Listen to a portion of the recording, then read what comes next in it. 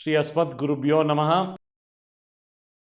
I congratulate all of you for choosing asmatguru.com, one of the most one of the best technologies which has been used to teach for all of you for your sake. And I welcome you all to the introduction session of economics subject.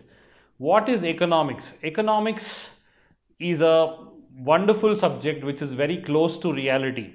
I would like to call economics as the queen of social sciences. Amongst the social sciences, economics plays a predominant role in everybody's life, in day-to-day life of individual, in every part, nook and corner of the world. So actually, when did economics came into existence? What is the history of economics? All these things I would like to discuss in brief today with you, and why you have to choose economics to study, why you have to become wiser enough after choosing economics. What are the advantages that you have, and what are the career options that you have after choosing economics as your subject. So coming to the pre-university syllabus, you have options either to take economics or not to take economics by choosing the combination called MSBA, Maths, Stats, Business Studies and Accountancy. Now, I am not against that, or I am not trying to discourage you from choosing that option. It is a wonderful subject, it's a wonderful combination. In fact, I have my own son who is doing the same combination, which is Maths, Stats, Business Studies and Accountancy. And the only reason I propagate or I market the subject economics is because economics is required, very much required for your day-to-day life. Understanding economics policies is very, very important. What are the implications of government policies on us? What are the effects of government policies, economic policies introduced on us? All these things will help you make a better individual out of you, and also a better citizen in the country. Now, coming to the brief history of the subject.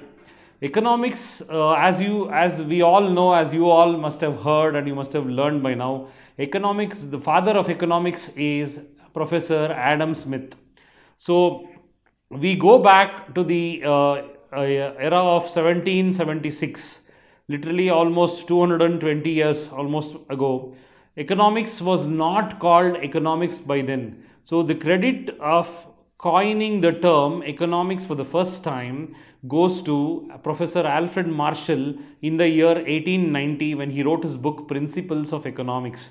And for the first time, he used the term economics in this world. Before 1890, what was it called is the question now. The answer to the question is, economics was called political economy. Political economy, because economics was a part of politics. Greeks were very, very strong and very, very good at politics. They were the ones who gave us the knowledge of political science in the world. So Greeks did not differentiate between politics and economics. They considered it to be one and the same.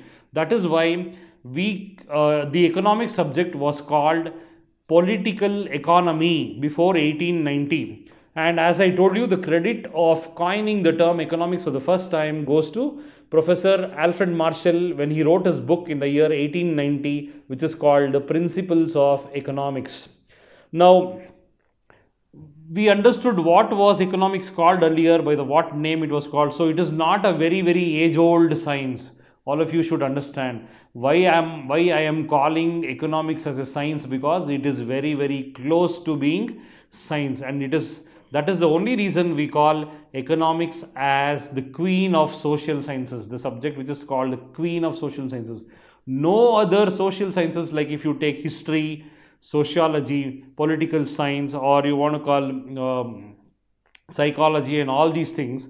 So these subjects are not having so much of what you call the importance which is given to economics. Economics has been called the queen of social sciences, and it is actually so very important in everybody's life, in day-to-day life of every individual in this world or on this earth.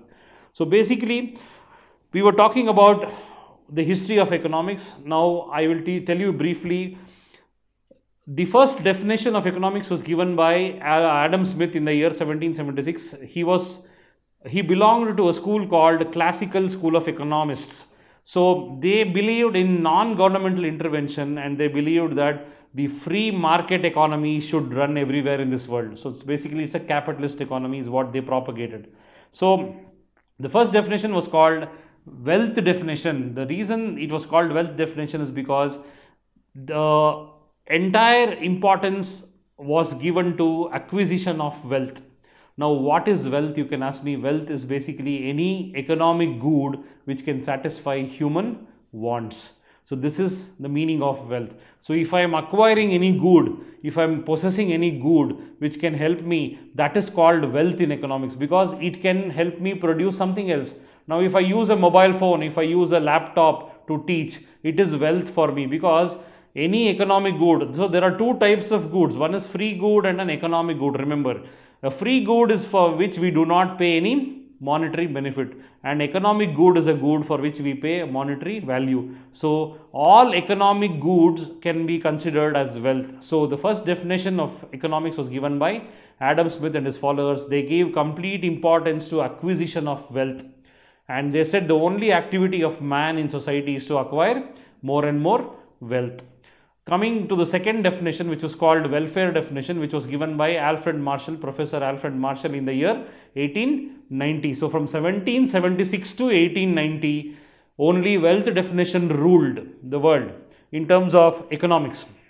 And then it was not at all called economics, but it was called political economy. Remember, so in 1890, he came up with this definition called welfare definition. Professor Marshall, I'm talking about, came up with this definition called welfare definition. What is this welfare definition? What is the concept of welfare? He did not introduce altogether a new definition, but he used the definition of Adam Smith, which was called wealth definition, and he furthered the definition and called it welfare definition, because according to Adam Smith, the only activity of man is to earn more and more wealth and acquire more and more wealth. Adam Smith failed in explaining what will the person or the man do after acquiring so much of wealth. He did not speak about usage of wealth. So Alfred Marshall caught this concept, and he introduced his second definition of economics called the welfare definition. So according to Alfred Marshall, man not only acquires wealth but also uses the acquired wealth to attain welfare. Got it? This is the second definition. Moving on to the third definition, what we have, the third definition is called scarcity definition, which was given by Professor Lionel Robbins in the year 1932. So this scarcity definition is altogether a new definition which does not speak about either wealth or welfare. What is the meaning of scarcity definition? What is the statement of scarcity definition? It goes as follows. Scarcity definition speaks about man's wants are unlimited, but his resources to satisfy these wants are limited. So man has to choose between the most prioritized wants and the less prioritized wants to satisfy his needs. So the process of decision making, or what is the mother of all economic problems, the only reason or cause of economic problems is scarcity. Remember, all of you. So scarcity causes all kinds of economic problems in the world. So scarcity can be called as the root of economic problems. So the third definition concentrated more on scarcity of resources and how man uses his intellect, his intelligence to spend money wisely by prioritizing his wants and by satisfying his wants one after the other. These are the three definitions what we study at the PUC level, and it is very, very important for you to understand the basics of economics. What was it called earlier? What was the name of economics and why it is called economics, from since when it was called economics. So the scarcity definition was given by Lionel Robbins. He wrote a book called The Nature and Significance of Economic Science. This is the book. So 3 books were written. Adam Smith wrote a book called An Inquiry into the Nature and Causes of Wealth of Nations in the year 1776. In 1890, Professor Alfred Marshall wrote a book on economics called Principles of Economics. And in 1932, Professor Lionel Robbins wrote a book called Nature and Significance of Economic Science. And these 3 are the most important and contributing factors to the growth of the subject called economics, which is a great subject. I congratulate all of you for choosing this subject, and also if you have not made a decision, you should actually go ahead and select economics, because I'm going to talk to you about more advantages of studying economics, what are the career prospects that you can take up, and how it is useful for you in your life, and how it makes you a better individual and a better citizen of this world. So moving on, looking at some of the advantages of studying economics. Basically, see, economics studies human behavior, as I told you, how man reacts and takes decision at what point of time in life when he is faced with difficulties. So what is the basic difficulty that a man faces? A man faces a difficulty which is nothing but scarcity. So whenever there is scarcity of resources, that is when man has to think how he will arrange for meeting that scarcity. Got it, all of you? So economics combines politics, sociology, psychology and history. Now if I tell you the relationship between economics and all these four subjects, actually it is so very interesting. See, when you take history, history is what? History is the story of man. His story means history. So why do we study history? Because we need to understand what are all the blunders or decisions, how the decisions was made in the past, how man earned money, how he spent money on satisfying his wants. So we can actually understand the process of how man's decision making evolved in the world, basically. Got it? So we study history. So there is a deep rooted connection between history and economics. Remember. So what we call history? History is the root of economics, whereas economics is the fruit of history. Remember, all of you. Very good sentence. I want to punch this line again. History is the root of economics. Economics is the fruit of history. So the past mistakes of man in spending money or in earning money, so all these things we can understand by studying history. Coming to politics. So politics has been an integral part of economics, as I already told you, and you already know Greeks were the pioneers in politics. So Greeks were very, very strong. People like Aristotle, Socrates, Plato, these were the people who gave us the knowledge of political science. What is political science? First of all, political science is a science which teaches you the art of governing the country or taking care of the state. So the art of governing the state is studied under political science. So all economic decisions are taken by politicians. Remember, my dear friends, all economic decisions are taken by politicians. So there is a very, very deep rooted connection between political science and economics. So economics waits for decision making from politicians. So that is why we say they both are very, very deeply connected. Moving on to sociology. What do we study in sociology? Sociology is a social science which studies the behavior of man, which studies the life and death of man in society. So basically, what are all these problems that he faces in society and all the issues that he faces in society is studied in sociology. So sociology, since man is the central subject matter of economics, without society, man cannot exist. Can he exist, my dear friends? It is impossible to even imagine man outside the society. You cannot live in isolation. Remember, either you will be a ghost or you will be God if you live in isolation. Man is a social animal and he is also sociable in nature. Remember, so the connection between sociology and economics is very, very deep rooted, as I want to put it across in this way.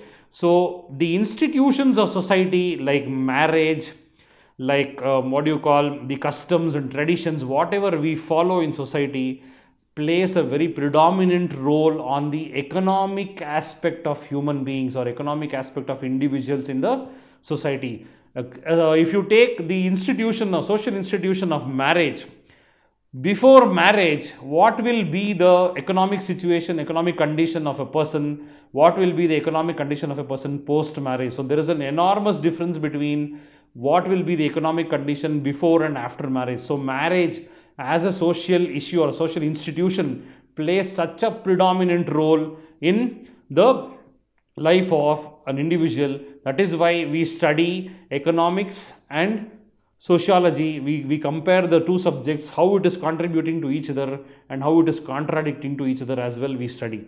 Moving on to the fourth one, which is called psychology. So psychology is basically a study of man's mental health. As I was referring, psychology is completely into decision making, and also economics is so very deeply connected with psychology, because man's behavior is assessed in economics as to how he reacts and how he takes a decision about spending money to satisfy maximum amount of his wants that he wants to satisfy. Every man lives. So wants, coming to the category of wants, what is the meaning of wants? Wants are desires. So wants are desires of human beings which needs to be fulfilled. So when you try to fulfill your wants, you will actually have to prioritize which is your urgent want, which is not so urgent want.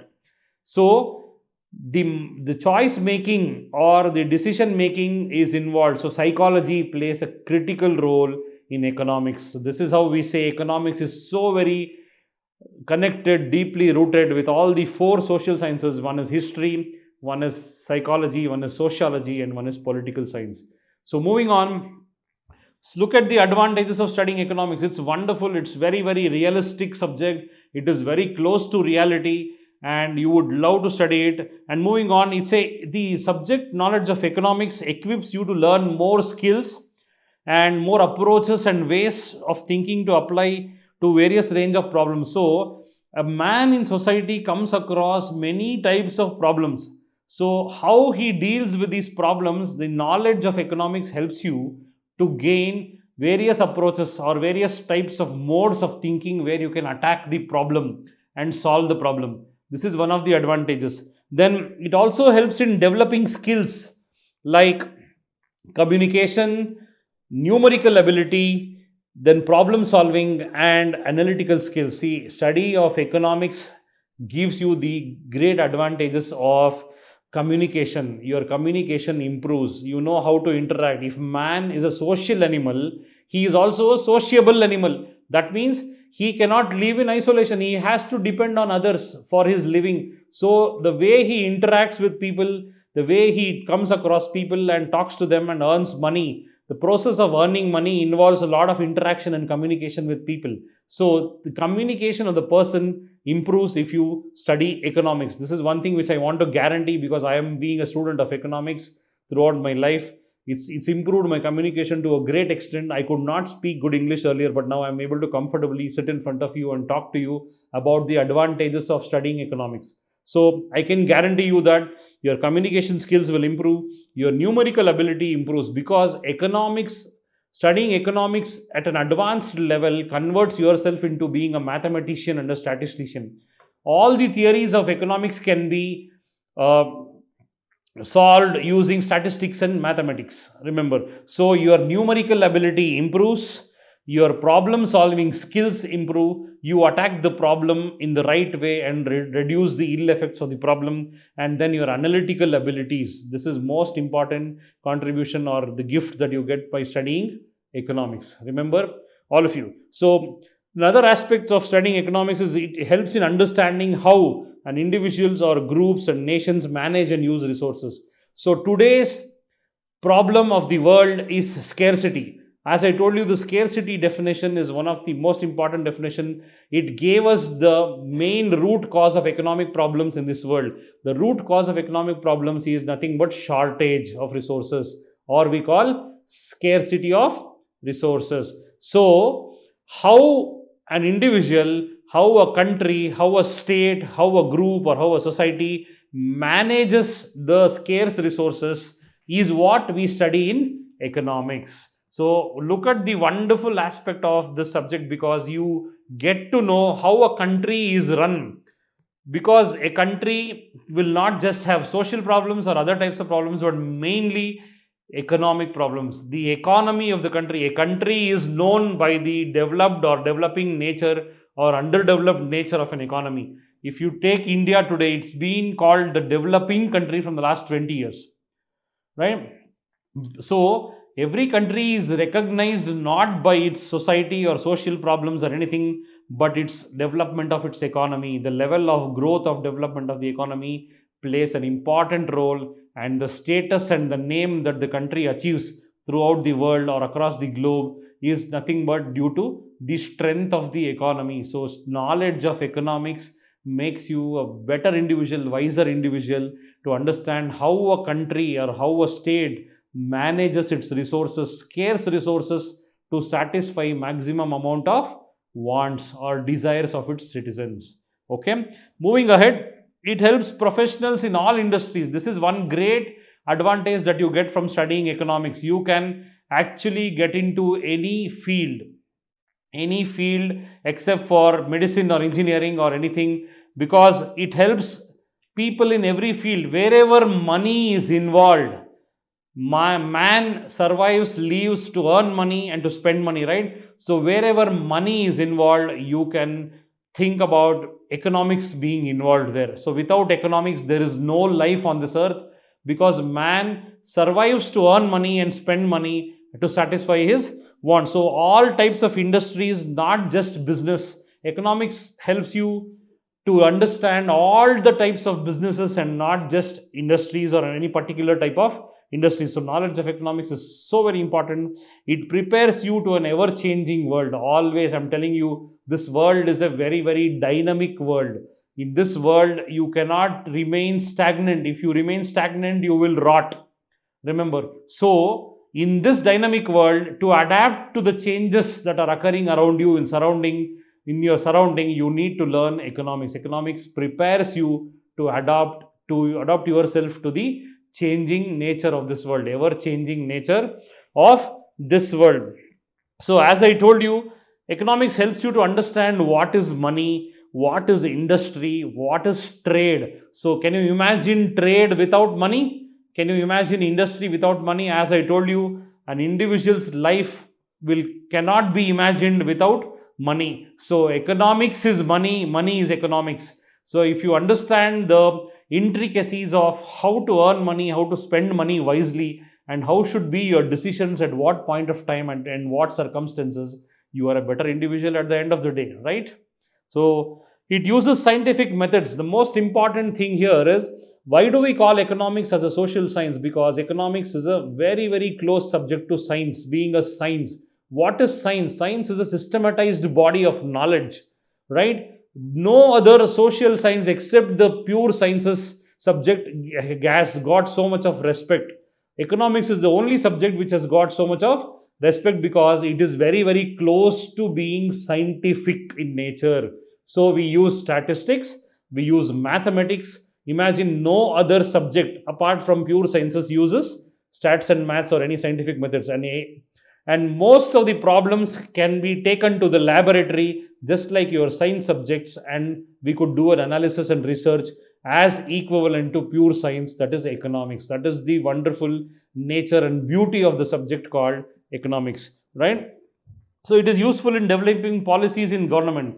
So what I want to clearly say is, the understanding of economics is so very needed for politicians as well as policy makers in the country, because it plays a predominant role. Without the knowledge of economics, you cannot come up with a policy which can affect the people of the country. So all economic policies, all planning activities, the Niti Aayog, which is the planning commission, earlier called the planning commission of the country, involves all economists of the country. Manmohan Singh, who was the erstwhile prime minister of the country, was the member of planning commission. Now we have Professor Ahluwalia, who is one of the Montek Singh Ahluwalia. He was the vice chairman of planning commission. All are economists of the country. So economics plays a predominant role, and it helps the nations come up with the most suitable economic policies for the country and for the citizens of the country.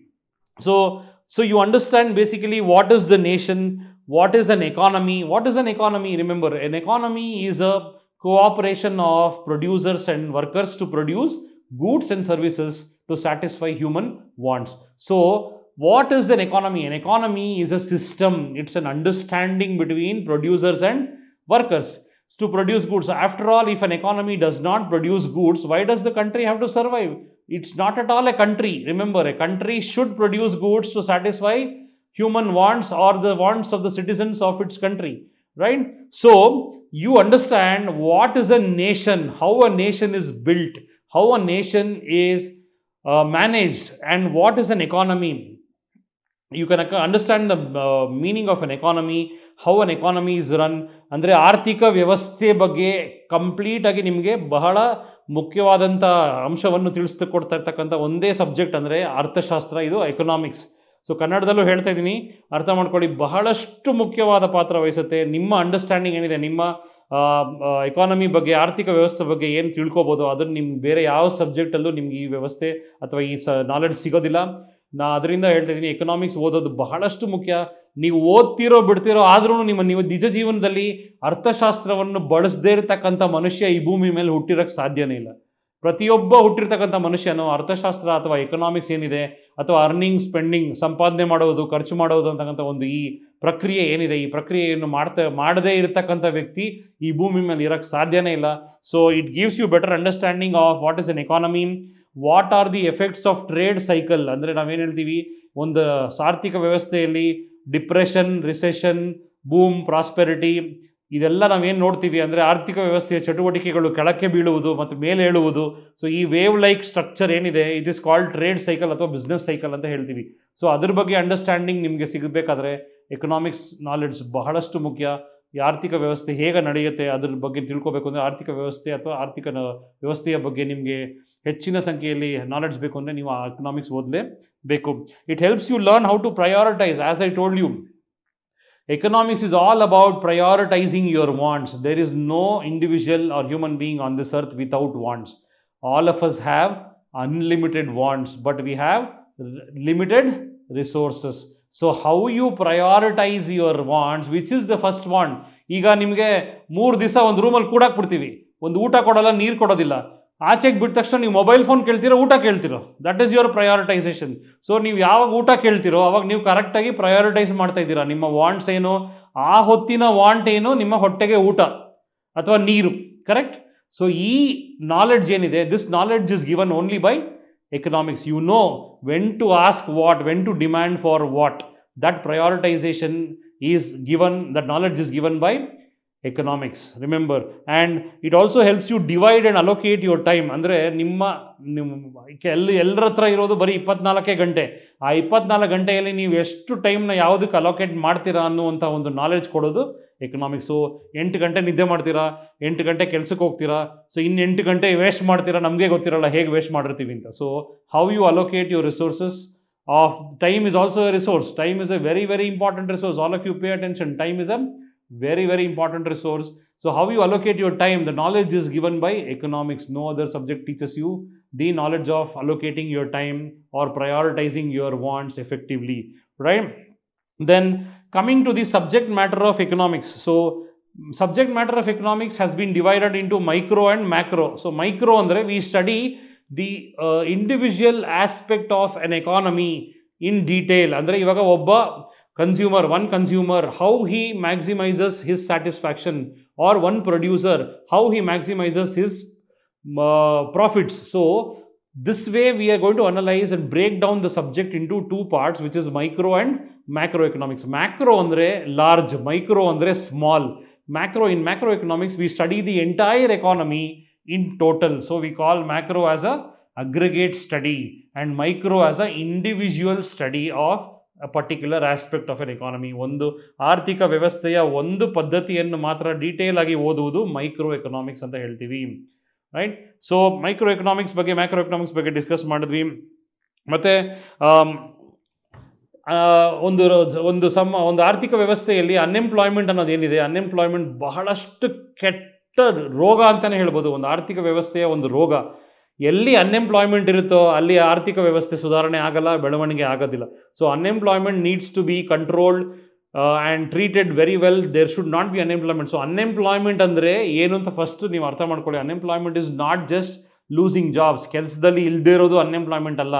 ನಮ್ಮ ಆರ್ಥಿಕ ವ್ಯವಸ್ಥೆಯಲ್ಲಿ 4 ತರಹದ resources ಇದೆ: land, labour, capital and organisation. ಈ 4 ರಿಸೋರ್ಸ್ಗಳು ಯಾವಾಗ ಉಪಯೋಗಿಸ್ದಿರ ಕೂತಿರುತ್ತೋ that is called unemployment. So unutilisation or non-utilization of any of the four factors of production, which is called land, labor, capital, and organization. So even that is called unemployment, not just a person not being in a job. ಅರ್ಥ ಆಗ್ತಿದೆಯಲ್ಲ? So unemployment ಅನ್ನೋದು ಬಹಳಷ್ಟು ಕೆಟ್ಟ ರೋಗ ಅಂತಲೇ ಹೇಳ್ಬೋದು ಆರ್ಥಿಕ ವ್ಯವಸ್ಥೆಗೆ. ಅದ್ರ ಬಗ್ಗೆ ನೀವು ತಿಳ್ಕೊತೀರಾ ಎಕನಾಮಿಕ್ಸ್ ಓದೋದ್ರಿಂದ. ಮತ್ತು ಪ್ರೊಫೆಷ್ನಲ್ ಮತ್ತು ನಿಮಗೆ ಇರ್ತಕ್ಕಂಥ ಕೆರಿಯರ್ ಆಪರ್ಚುನಿಟೀಸ್ ಬಗ್ಗೆ ಮಾತಾಡೋದಾದರೆ, you can get in to jobs, you can get in to banks, ಅಥವಾ ಇನ್ಶೂರೆನ್ಸ್ ಕಂಪ್ನಿ ಇರ್ಬೋದು, ಅಥವಾ ರಿಸರ್ಚ್ ಮಾಡ್ಬೋದು. ಎಕನಾಮಿಕ್ಸಲ್ಲಿ ರಿಸರ್ಚ್ ಮಾಡಿದ್ರೆ ಮತ್ತು ನಿಮಗೆ ರಿಸರ್ವ್ ಬ್ಯಾಂಕ್ ಆಫ್ ಇಂಡಿಯಾದಲ್ಲಿ ಜಾಬ್ ಸಿಗೋ ಸಾಧ್ಯತೆ, ಎಕಾನಮಿಸ್ಟ್ ಅಂತಲೇ ಜಾಬ್ ಸಿಗುತ್ತೆ. ಕನ್ಸಲ್ಟಿಂಗ್ ಜಾಬ್ಸಿಗೆ ಹೋಗ್ಬೋದು, ಅಂದರೆ ಕನ್ಸಲ್ಟೆನ್ಸಿ ಮಾಡ್ಬೋದು, ಎಕನಾಮಿಕ್ ಕನ್ಸಲ್ಟೆನ್ಸಿ ಮಾಡ್ಬೋದು. ಗೌರ್ಮೆಂಟಲ್ಲಿ ಕೆಲಸ ಸಿಗುತ್ತೆ, ಮತ್ತು ನಾನ್ ಗೌರ್ಮೆಂಟ್ ಆರ್ಗನೈಸೇಷನ್ಸಲ್ಲಿ ಕೆಲಸ ಸಿಗುತ್ತೆ. So you can actually take up the roles like this. Some of the roles that you can take up are, you can become a professional economist, you can become a financial risk analyst, you can become a data analyst, you can become a financial planner, then you can actually become a financial controller, then equity analyst. You can be an equity analyst ಅಂದರೆ market, share ಮಾರ್ಕೆಟಲ್ಲಿ analyse ಮಾಡೋದು. ಮತ್ತು cost accountant ಆಗ್ಬೋದು. You can do economic research as I told you. So ಈ ಎಲ್ಲದರ career opportunities ಇರ್ತಕ್ಕಂಥ ಈ wonderful ಸಬ್ಜೆಕ್ಟ್ನ ಓದೋದ್ರಿಂದ ನಿಮ್ಗೆ ಎಷ್ಟೆಲ್ಲ ಬೆನಿಫಿಟ್ಸ್ ಇದೆ ನೀವೇ ನೋಡಿ, ಯೋಚನೆ ಮಾಡಿ. So you can become a better individual at the end of the day. And other career options that I want to name here, basically CA, chartered accountancy ಮಾಡ್ಬೋದು, CS ಮಾಡ್ಬೋದು, ಅಂದರೆ ಕಂಪನಿ ಸೆಕ್ರೆಟರಿ ಕೋರ್ಸ್ ಮಾಡ್ಬೋದು, ICW ಮಾಡ್ಬೋದು, cost and work accounts, ACCA ಮಾಡ್ಬೋದು, ಅಂದರೆ international CA. ಇದು international CA, ACCA ಮಾಡೋದ್ರಿಂದ ನೀವು ಭಾರತದ ಹೊರಗಡೆ ಹೋಗಿ ಚಾರ್ಟರ್ಡ್ ಅಕೌಂಟೆಂಟ್ ಥರ ಕೆಲಸ ಮಾಡ್ಬೋದು. ಸೀಮಾ ಅಂತ ಒಂದು ಕೋರ್ಸ್ ಇದೆ, ಬಹಳ ಒಳ್ಳೆ ಕೋರ್ಸ್ ಇದು. CPA ಕೋರ್ಸ್ ಇದೆ, ಸರ್ಟಿಫೈಡ್ ಪಬ್ಲಿಕ್ ಅಕೌಂಟೆಂಟ್, ಅಮೆರಿಕಾದಲ್ಲಿ ಇರ್ತಕ್ಕಂಥ ಒಂದು ಕೆಲಸದ ರಿಕ್ವೈರ್ಮೆಂಟ್ ಇದು. CPA ಮಾಡಿದರೆ ಅಮೆರಿಕಾದಲ್ಲಿ ಜಾಬ್ ಸಿಗುತ್ತೆ. ಮತ್ತು CFA, financial analyst. So financial analyst ಮಾಡಿದ್ರೆ ನೀವು MBA ಫೈನಾನ್ಸ್ ಮಾಡ್ಬೋದು, ಮತ್ತು LLB ಮಾಡ್ಬೋದು. ಎಲ್ಲ ಥರನೂ ನಿಮಗೆ ಅನುಕೂಲ ಆಗುತ್ತೆ. LLB ಮಾಡಿ ನೀವು ಟ್ಯಾಕ್ಸ್ ಕನ್ಸಲ್ಟೆಂಟ್ ಆಗ್ಬೋದು, ಅಥವಾ you can become an advisor, legal advisor for financial companies.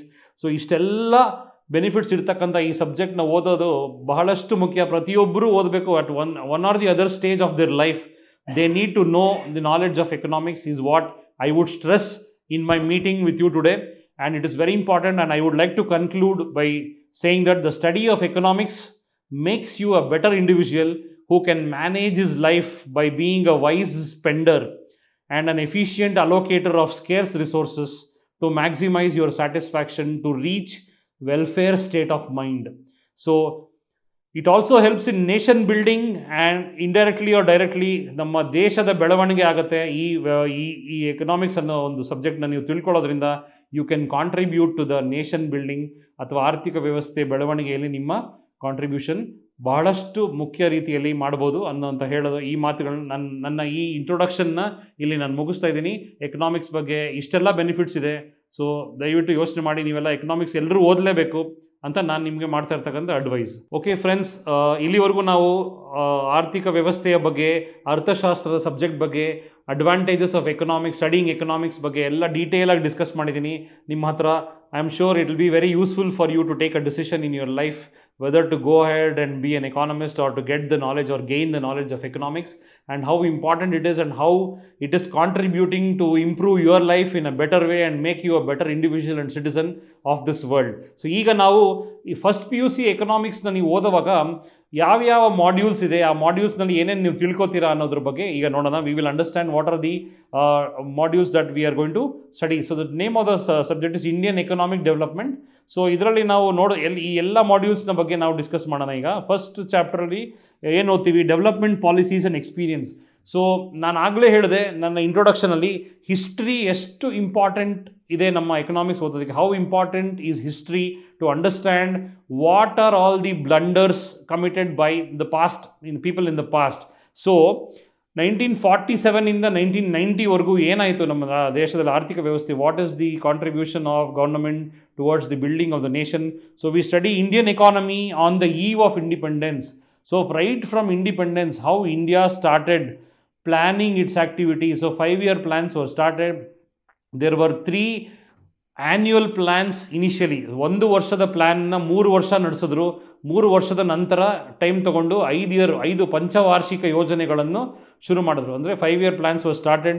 So colonial rule, so low level of economic development under the colonial rule. ಅಂದರೆ ಬ್ರಿಟಿಷರ್ ಕಾಲದಲ್ಲಿ ಇದ್ದಾಗ ನಮ್ಮ ಆರ್ಥಿಕ ವ್ಯವಸ್ಥೆ ಎಷ್ಟು ಕೆಟ್ಟದಾಗಿತ್ತು, ನಮ್ಮ ಆರ್ಥಿಕ ವ್ಯವಸ್ಥೆ ಎಷ್ಟು ಬೆಳವಣಿಗೆ ಆಗಬೇಕಿತ್ತು, ಆಗಿರಲಿಲ್ಲ. ಹೇಗೆ ನಮ್ಮ ದೇಶನ ನಾಶ ಮಾಡಿದ್ರು ಅವರು, ನಮ್ಮಲ್ಲಿ ಸಿಗ್ತಕ್ಕಂಥ ಸಂಪನ್ಮೂಲಗಳು, ರಿಸೋರ್ಸಸ್ಸು ಎಲ್ಲವನ್ನು ನಾಶ ಆಗ್ತಿತ್ತು, ಹೇಗೆ ಲೂಟಿ ಮಾಡ್ಕೊಂಡು ಹೋದ್ರು ಅನ್ನೋದನ್ನು ನಾವು ತಿಳ್ಕೊತೀವಿ. ಮತ್ತು agricultural sector, the most important, which is the back bone of Indian economy, agriculture sector. ಇದ್ರ ಬಗ್ಗೆ ನಾವು ಅರ್ಥ ಮಾಡ್ಕೋತೀವಿ. ಅಗ್ರಿಕಲ್ಚರ್ ಸೆಕ್ಟರಲ್ಲಿ ಬೆಳವಣಿಗೆ ಏನೇನು ಬೇಕಿತ್ತು, ಯಾವಾಗ ನಮ್ಮ 1947 ಈಚೆಗೆ ನಮ್ಮ ದೇಶ ರಿಯಲೈಸ್ ಮಾಡಿಕೊಂಡು ಗ್ರೀನ್ ರೆವಲ್ಯೂಷನ್ ಇಂಟ್ರೊಡ್ಯೂಸ್ ಮಾಡಿದ್ರು.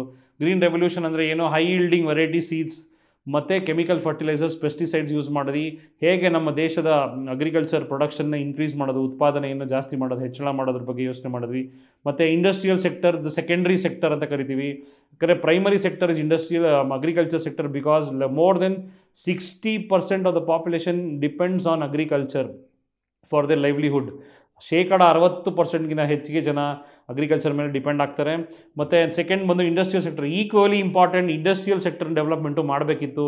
So many imports were done, technology was imported in to the country. ಅದನ್ನು ತಿಳ್ಕೊತೀವಿ. ಇಂಡಸ್ಟ್ರಿಯಲ್ ಸೆಕ್ಟರ್ ಹೇಗೆ ಡೆವಲಪ್ ಆಯಿತು, ಇಂಡಸ್ಟ್ರಿಯಲ್ ಪ್ಲ್ಯಾನ್ಸ್ ವರ್ ಇಂಟ್ರೊಡ್ಯೂಸ್ 1947 ಇರ್ಬೋದು, 1990 ಇರ್ಬೋದು. ಮತ್ತು ಫಾರಿನ್ ಟ್ರೇಡ್, ಇದರ ಮುಖ್ಯ ಅಂಶ ಏನು ಅಂದರೆ, ಫಾರಿನ್ ಟ್ರೇಡ್ ಎಷ್ಟು ಇಂಪಾರ್ಟೆಂಟು ಒಂದು ದೇಶಕ್ಕೆ, how it is important to develop a nation, because without foreign trade India gets isolated. A country cannot grow in isolation. So remember, a country should depend on another country. So foreign trade is the only option you have to depend on other countries. We study about foreign trade, then we study about demographic condition, ಅಂದರೆ population related issues. Population ಎಷ್ಟು ಜಾಸ್ತಿ ಆಗ್ತಾ ಇದೆ, ಯಾಕೆ ಜಾಸ್ತಿ ಆಗ್ತಾ ಇದೆ, ಹೇಗೆ ಕಂಟ್ರೋಲ್ ಮಾಡಬೇಕು, ಅದರ ಪರಿಣಾಮಗಳೇನು, ದುಷ್ಪರಿಣಾಮಗಳೇನು, what are the bad effects of population, demographic condition. Demography means study of population. ಅರ್ಥ ಮಾಡ್ಕೊಳ್ಳಿ. ಡೆಮೋಗ್ರಫಿ ಅಂದರೆ ಪಾಪ್ಯುಲೇಷನ್ನ ಸ್ಟಡಿ ಮಾಡೋದರ ಒಂದು ಟಾಪಿಕ್ಗೆ ನಾವು ಡೆಮೋಗ್ರಫಿ ಅಂತ ಹೆಸರಿದೆ. So demography means study of population. Then occupational structure ತೊಗೊಂಡಾಗ ಎಷ್ಟು ಜನ ಅಗ್ರಿಕಲ್ಚರಲ್ಲಿ ಇನ್ವಾಲ್ವ್ ಆಗಿದ್ದಾರೆ, ಎಷ್ಟು ಜನ ಸರ್ವಿಸ್ ಸೆಕ್ಟ್ರಲ್ಲಿದ್ದಾರೆ, ಎಷ್ಟು ಜನ ಇಂಡಸ್ಟ್ರಿಯಲ್ಲಿ ಕೆಲಸ ಮಾಡ್ತಾ ಇದ್ದಾರೆ, ಅದ್ರ ಬಗ್ಗೆ ಒಂದು ಅನಾಲಿಸಿಸ್ ಮಾಡ್ತೀವಿ. ಮತ್ತು what is the importance of infrastructure ಅಥವಾ ಮೂಲ ಸೌಕರ್ಯಗಳು, ದೇಶದಲ್ಲಿ ಇರ್ತಕ್ಕಂಥ ಮೂಲ ಸೌಕರ್ಯ ಅಥವಾ infrastructure. Very very important. Infrastructure ಅಂದರೆ ಏನು, the structure which supports the growth and development of all the other sectors of the economy. Very very important and critical aspect of the development of an economy is infrastructure. So ಅದ್ರ ಬಗ್ಗೆ ಅರ್ಥ ಮಾಡ್ಕೋತೀವಿ. Infrastructure ಅಂದರೆ ಏನು, ಎರಡು ಥರ infrastructure, social infrastructure, economic infrastructure. ಅದನ್ನು ಓದ್ತೀವಿ. ಎರಡನೇ ಚಾಪ್ಟ್ರಲ್ಲಿ ಇಂಡಿಯನ್ ಎಕಾನಮಿ ಬಗ್ಗೆ ಡಿಸ್ಕಸ್ ಮಾಡ್ತೀವಿ. ಬಿಕಾಸ್ 1950 ಪ್ಲಾನಿಂಗ್ ಶುರುವಾಯಿತು. ಗೋಲ್ಸ್ ಆಫ್ 5-year ಪ್ಲ್ಯಾನ್ಸ್, ಯಾವ್ಯಾವ ಥರದ ಗೋಲ್ಸ್ ಇಟ್ಕೊಂಡಿದ್ರು 5-year ಪ್ಲಾನಿಂಗಲ್ಲಿ. ಪ್ಲಾನಿಂಗ್ ಕಮಿಷನ್ ಎಷ್ಟು ಕೆಲಸ ಮಾಡ್ತು, how does the planning commission work. First ಇಡೀ ದೇಶದಲ್ಲಿ ಇರತಕ್ಕಂಥ ಎಲ್ಲ ಸಂಪನ್ಮೂಲಗಳ ಬಗ್ಗೆ ಒಂದು ಅನಾಲಿಸಿಸ್ ಮಾಡಿ, how to use the resources. They do an analysis of all the resources available in the entire country, and then they come up with a plan to utilize the resources with objectives in mind. So goals of 5-year plans. Again, agriculture in detail ಆಗಿ ಓದ್ತೀವಿ. ಏನೇನು agricultural policy introduce ಮಾಡಿದ್ರು 1950 to 1990 second ಮಾಡ್ಯೂಲಲ್ಲಿ. Industry and trade, again we are going to discuss how foreign trade improved, how technology in industry improved, how we could improve technology, import technology from other countries. Then import substitution, most important. ಅಂದರೆ ನಮ್ಮ ದೇಶದಲ್ಲೇ ಉತ್ಪಾದನೆ ಆಗಬೇಕು ಎಲ್ಲ ಪದಾರ್ಥಗಳು. Make in India ಅಂತ ನಾವು ಇವಾಗೇನು ಕೇಳ್ತಾ ಇದ್ದೀವಿ ಮೋದಿ ಅವ್ರದ್ದು, ಅದು ಆವಾಗಲೇ ಶುರುವಾಗಿತ್ತು. ಮೋದಿಯವರು ಅದಕ್ಕೆ ಚಾಲನೆ ನೀಡಿದ್ರು ಬಂದಮೇಲೆ. So make in India is nothing but import substitution. ಯಾವ ರೀತಿಯಲ್ಲಿ ನಾವು ನಮ್ಮ ದೇಶದಲ್ಲೇ ಉತ್ಪಾದನೆ ಮಾಡ್ಬೋದು, ಹೊರ ದೇಶದಿಂದ ತರಿಸೋದನ್ನು ಅವಾಯ್ಡ್ ಮಾಡೋದ್ರಿಂದ ನಮ್ಮ ದೇಶದಲ್ಲೇ ದುಡ್ಡು ಉಳಿಯುತ್ತೆ. ಸೊ ಇಂಪೋರ್ಟ್ ವ್ಯಾಲ್ಯೂ ನಾವೇನು ಕಟ್ತೀವಿ ಇಂಪೋರ್ಟ್ ಮಾಡೋದ್ರಿಂದ ಏನು ದುಡ್ಡು ಹೊರಗಡೆ ಹೋಗುತ್ತೋ ಅದು ತಡೆಗಟ್ಟಬೋದು. So that we can understand by import substitution. Moving on to chapter 3 which is economic reform since 1991. So 1991 ಇಸ್ವಿನಲ್ಲಿ ನಮ್ಮ ದೇಶದಲ್ಲಿ ಬಹಳಷ್ಟು ಬದಲಾವಣೆಗಳಾಯಿತು ಆರ್ಥಿಕ ವ್ಯವಸ್ಥೆಯಲ್ಲಿ. ಏನು ಅಂದರೆ new economic policy was introduced, which is called 1991 new economic policy, which was given a special name as liberalisation, privatisation and globalisation. ಅಂದರೆ liberalisation is basically when you are liberalising the rules of the economy. ಅಂದರೆ ಈಗ licensing policy ಇರ್ಬೋದು, abolition of licences, ಯಾರು ಬೇಕಾದ್ರೂ ಆರ್ಥಿಕ ವ್ಯವಸ್ಥೆಯಲ್ಲಿ ಚಟುವಟಿಕೆಯಲ್ಲಿ ಭಾಗವಹಿಸ್ಬೋದು. ಮತ್ತು ಪ್ರೈವೇಟೈಸೇಷನ್ ಅಂದರೆ ಪ್ರೈವೇಟ್ ಪೀಪಲ್ ವರ್ ಆಸ್ to come over and participate in economic activities. ಅದು ಗೌರ್ಮೆಂಟ್ ಮಾಡ್ತಾ ಇರ್ತಕ್ಕಂಥ ಎಲ್ಲ ಕೆಲಸಗಳು ಪ್ರೈವೇಟ್ವರೆಗೂ ಬಿಡೋಕ್ಕೆ ಶುರು ಮಾಡಿದ್ರು.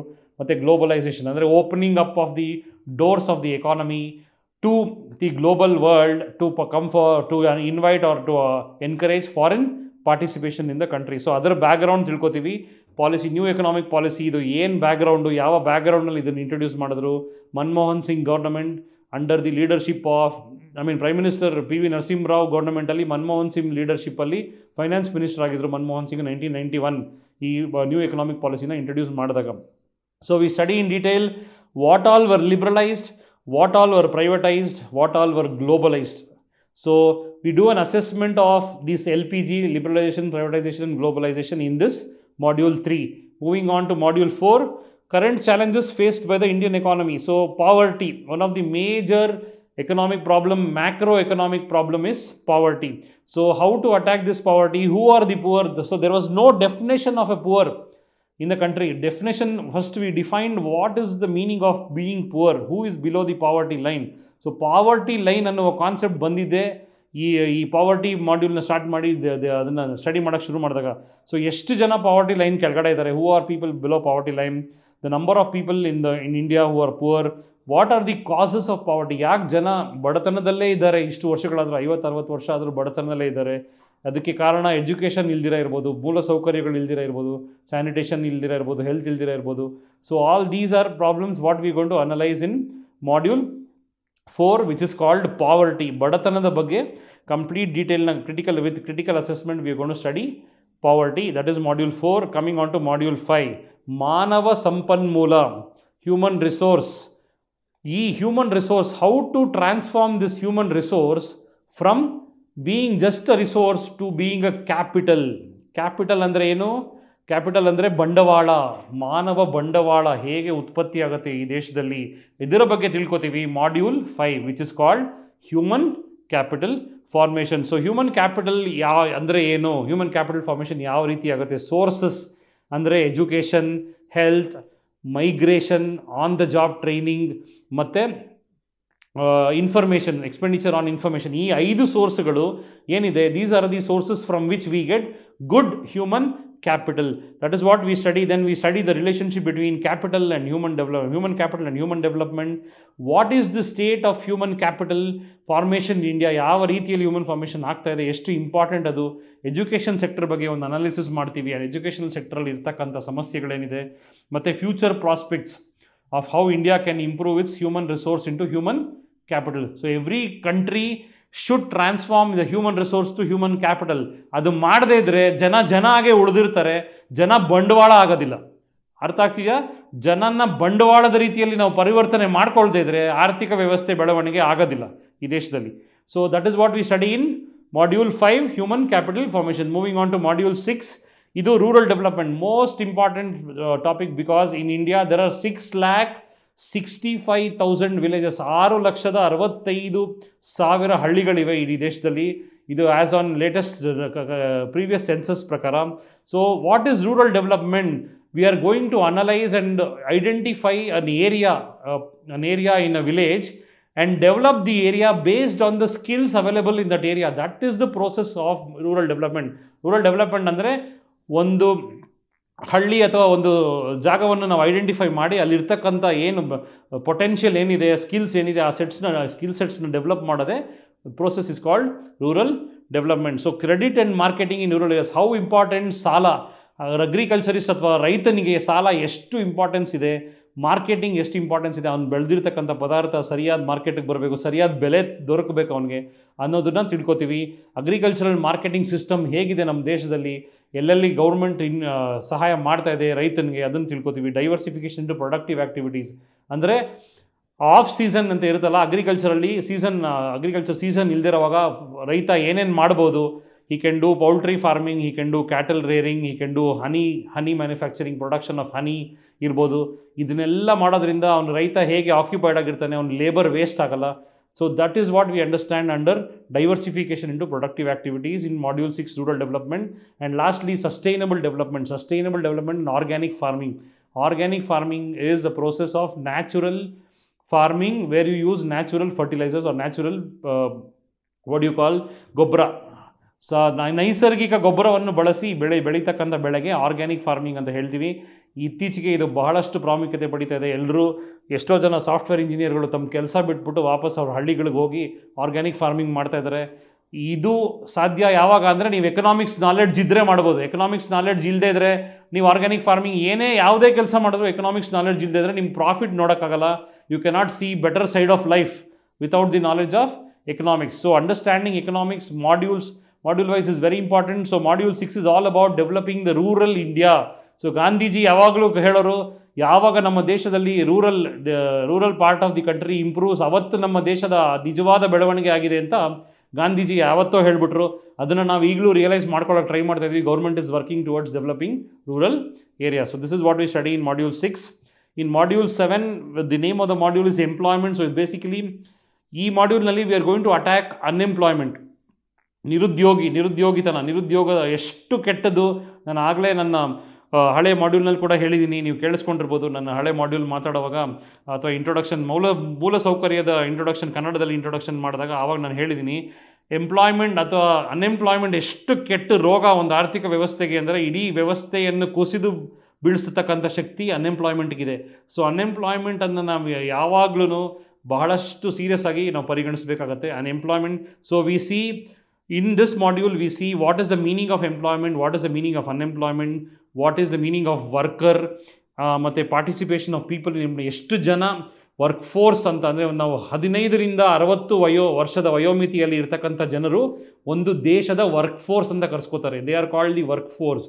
So they are the main people who are contributing to the national income and to the growth of the country's economy.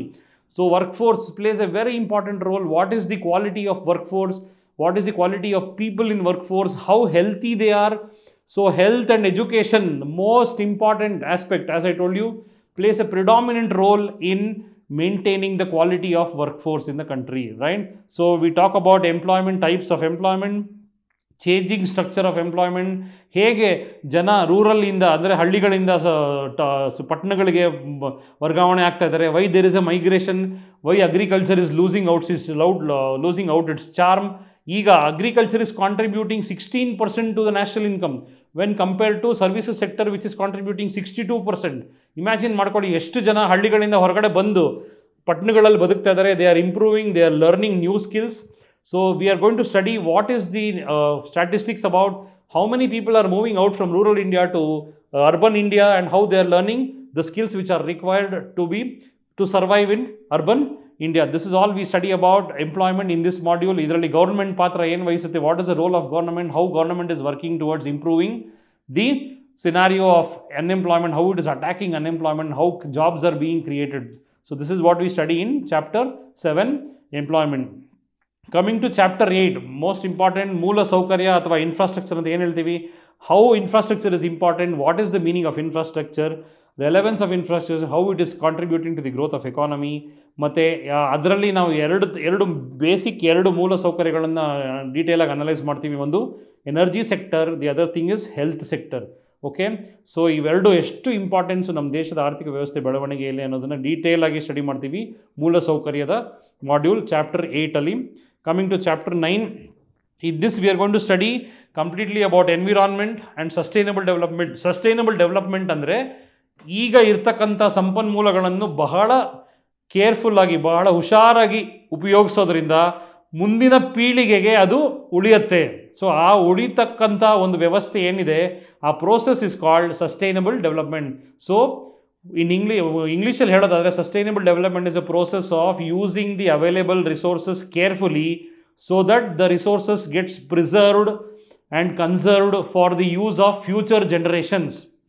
So how important sustainable development ಅನ್ನೋದನ್ನು ಈ ಮಾಡ್ಯೂಲ್ನಲ್ಲಿ ತಿಳ್ಕೊತೀವಿ. ಎನ್ವಿರಾನ್ಮೆಂಟ್ ಅಂದರೆ ಏನು, ನಮ್ಮ ಪರಿಸರ ಅಂದ್ರೇನು, ವಾತಾವರಣ ಅಂದ್ರೇನು, ಯಾವ ರೀತಿಯಲ್ಲಿ ಗೌರ್ನಮೆಂಟು ನಮ್ಮ ಪರಿಸರವನ್ನು ಇನ್ನಷ್ಟು ಹೆಚ್ಚಿಗೆ ಒಳ್ಳೆ ರೀತಿಯಲ್ಲಿ ಉದ್ಧಾರ ಮಾಡ್ತಕ್ಕಂಥ ವ್ಯವಸ್ಥೆಯನ್ನು ಮಾಡ್ಕೊಂಡಿದೆ. ಸಸ್ಟೈನಬಲ್ ಡೆವಲಪ್ಮೆಂಟ್ ಅಂದರೆ ಏನು, ನಾನು ಆಗಲೇ ಹೇಳ್ದಂಗೆ preserving the resources for future generation. ಮತ್ತು what are the strategies, government ಏನೇನು ಸ್ಟ್ರಾಟಜೀಸ್ ಇಂಪ್ಲಿಮೆಂಟ್ ಮಾಡ್ತಾ ಇದೆ to preserve the resources for future generation. ಕೆಲವು ರಿಸೋರ್ಸಸ್ ಆರ್ ಎಕ್ಸಾಸ್ಟಿಬಲ್, ಕೆಲವು ರಿಸೋರ್ಸಸ್ ಆರ್ ನಾನ್ ಎಕ್ಸಾಸ್ಟಿಬಲ್. ಎಕ್ಸಾಸ್ಟಿಬಲ್ ರಿಸೋರ್ಸಸ್ನ ಉಳಿಸ್ಕೋಬೇಕು. ಇವಾಗ ನೀರು, ಜಲಸಂಪನ್ಮೂಲ, ನಾವೇನಂತೀವಿ ಜಲಸಂಪನ್ಮೂಲನ ನಾವು ವಿದ್ಯುತ್ ಜಲಸಂಪನ್ಮೂಲ ಬೇಕಾಬಿಟ್ಟು ಉಪಯೋಗಿಸಿದ್ರೆ ಮುಂದಿನ ಜನ್ರೇಷನ್ ಕತ್ಲಲ್ಲಿ ಕೂತಿರ್ತಾರೆ, ವಿದ್ಯುತ್ ಇರೋದಿಲ್ಲ ಅವ್ರಿಗೆ, ಮತ್ತು ನೀರು ಕೂಡ ಇರೋದಿಲ್ಲ. ಸೊ ಈ ಥರ ಆಗಬಾರ್ದು ಅನ್ನೋದನ್ನು ಅರ್ಥ ಮಾಡ್ಕೋತೀವಿ ನಾವು 9ನೇ ಮಾಡ್ಯೂಲ್ ಎನ್ವಿರಾನ್ಮೆಂಟ್ ಆ್ಯಂಡ್ ಸಸ್ಟೈನಬಲ್ ಡೆವಲಪ್ಮೆಂಟಲ್ಲಿ. And moving on to the last module in this we see a comparison between our neighbours. ಅಂದರೆ ಇಂಡಿಯಾ ನಮ್ಮ ದೇಶದ ಆರ್ಥಿಕ ವ್ಯವಸ್ಥೆ, what is the economic situation of the country and how we can better it. We can only do with a comparative study with our neighbours. So what is the developmental path that we have taken, demographic indicators ಅಂದರೆ ಏನು, population ಯಾವ ರೀತಿ ಹೋಗ್ತಾ ಇದೆ, ಯಾವ ರೀತಿ control ಮಾಡಬೇಕು, ಅದರಿಂದ ಏನೇನು ತೊಂದರೆಗಳಾಗ್ತಿದೆ ಅದನ್ನು ಓದ್ತೀವಿ. GDP ಬಗ್ಗೆ ತಿಳ್ಕೊತೀವಿ ನಾವು, gross domestic product, and what are the contributions of each sector to gross domestic product, GDP of the country, agriculture ಎಷ್ಟು, ಇಂಡಸ್ಟ್ರಿ ಎಷ್ಟು, ಮತ್ತು ಸರ್ವಿಸಸ್ ಸೆಕ್ಟರ್ ಎಷ್ಟು ಕಾಂಟ್ರಿಬ್ಯೂಷನ್ ಮಾಡ್ತಾ ಇದೆ. And what are the indicators of human development, we see infant mortality rate ಇರ್ಬೋದು, ಅಥವಾ maternal mortality rate ಇರ್ಬೋದು, life expectancy rate ಇರ್ಬೋದು, ಡೆತ್ ರೇಟ್ ಕಡಿಮೆ ಆಗಿರ್ಬೋದು. ಸೊ ಈ ಥರ all indicators we are going to analyse in this module under indicators of human development. And lastly development strategies ಏನಿದೆ ಅದ್ರ ಬಗ್ಗೆ ಒಂದು ಅಪ್ರೈಸಲ್ನ ಮಾಡ್ತೀವಿ, ಗೌರ್ಮೆಂಟ್ ಏನೇನು ಅಪ್ರೈಸಲ್ ಮಾಡಿದೆ ಅಂತ. So these are the modules that we are going to analyse in first PUC. your syllabus for first PUC, the name of the module, the subject is Indian economic development. So ಇದರಲ್ಲಿ ನಾನು 10 module ಬಗ್ಗೆನೂ discuss ಮಾಡಿದ್ದೀನಿ. I have discussed all the 10 modules, and I have also given a detailed introduction about why you should take up the study of economics and how important and beneficial and advantageous it is for a person to have knowledge of economics to lead a better life for himself and for his family. Thank you very much.